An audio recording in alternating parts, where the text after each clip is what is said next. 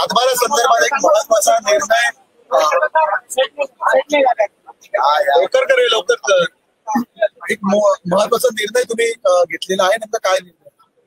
महाराष्ट्रामध्ये महसूल खात्याने जिवंत सातबारा मोहीम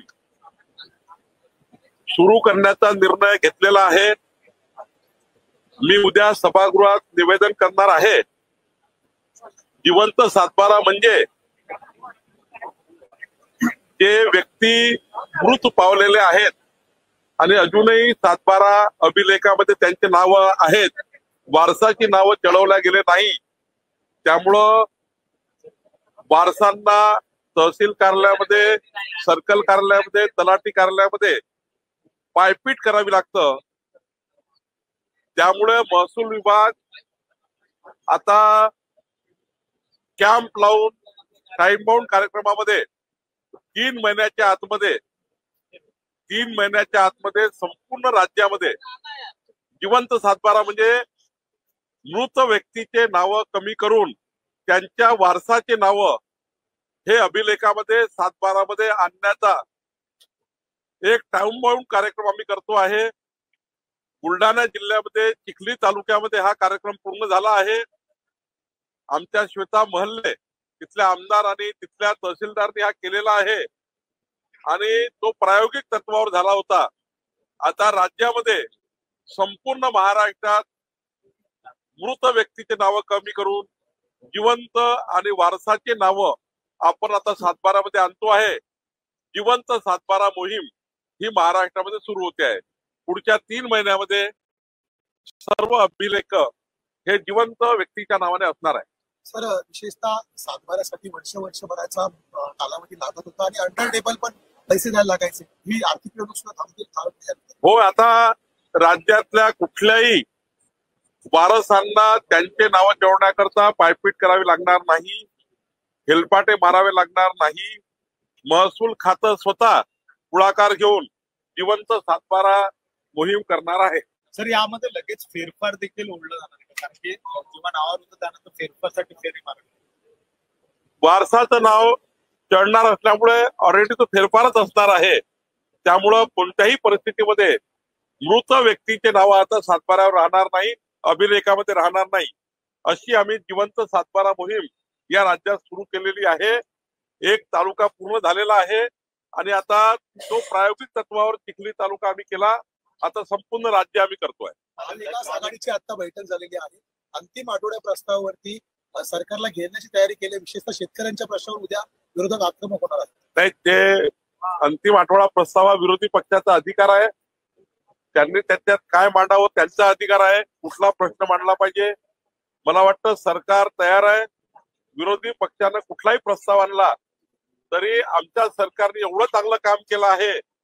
देवेंद्र फडणवीसचं सरकार, आमचं सरकार हे गतिशील आणि पारदर्शी सरकार आहे आणि त्यामुळं कुठलाही प्रस्ताव आणला तरी महाराष्ट्राचं सरकार, आमचे मुख्यमंत्री याचा महाराष्ट्राच्या जनतेचं समाधान करतील, 14 कोटी जनतेचं समाधान करतील.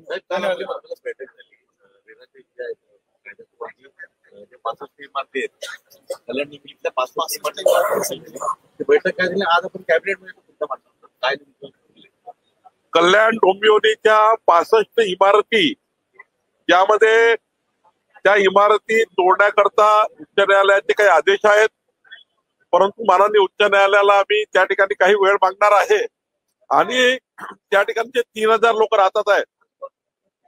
त्या 3000 लोकांची काही चूक नाही आहे. विकणाऱ्याने विकून चालले गेले, काही रेरा ऍक्ट मध्ये त्या ठिकाणी फसले गेले आहेत, काही विकासकांनी त्यांना फसवलेलं आहे. त्यामुळं कल्याण डोंबिवलीच्या 3000च्या वर घर मालकांना त्या ठिकाणी त्यांचं घर तुटू नये याकरता रवींद्र चव्हाणजी आमचे कार्याध्यक्ष यांनी हा प्रश्न मांडला होता. काल बैठक झाली. त्या बैठकीमध्ये माननीय मुख्यमंत्री यांच्याकडे नगर विकास खातं, महसूल खातं आणि त्या ठिकाणी आमचं या ठिकाणी अजून तिसरं महत्वाचं खातं जे आहे, 3 खात्याची बैठक होणार आहे. वन खातं, या 3 खात्याची बैठक होणार आहे आणि त्या बैठकीतनं त्या 3000 परिवारांना कसं प्रोटेक्शन मिळेल याची काळजी सरकार करणार आहे. नागपूरमधले जे आरोपी समोर आले आहेत त्यांचं कनेक्शन जे आहे ते बांगलादेश आहे असं किरीट सुमा यांनी मालेगाव कनेक्शन सुद्धा हे नागपूरमध्ये ज्या पद्धतीचं घटना घडलेली आहे त्यात मी स्वतः नागपूरमध्ये जाऊन आलो आहे. खरंच घटना फार भयंकर आहे.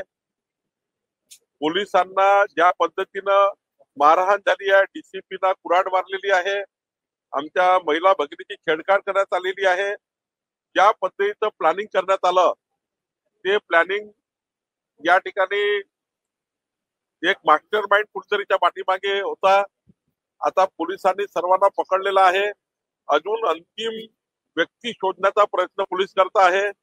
सोशल मीडियाच्या माध्यमातून ज्या पद्धतीने इन्फ्लुएन्सरनी हे वातावरण तयार करण्याचा प्रयत्न केला त्यांना मी शोधतोय आणि जे त्या ठिकाणी दोषी आहेत त्यांना देशद्रोहाचा आणि इतर अजून खटले आम्ही दाखल करण्याचा माननीय मुख्यमंत्र्यांनी त्या ठिकाणी पुढाकार घेतलेला आहे आणि पोलीस पूर्ण इन्क्वायरी करताय, पोलीस चौकशी करताय आणि जे लोक काल माननीय मुख्यमंत्र्यांनी सभागृहात सांगितलं आहे या घटनेमध्ये जे दोषी असतील त्या कुणालाही सोडणार नाही आणि आमची सर्वांचा प्रयत्न आहे की या घटनेतला कुणी आरोपी चुकू नये जेणेकरून महाराष्ट्रात पुन्हा अशी घटना घडणार नाही याची काळजी सरकार घेणार.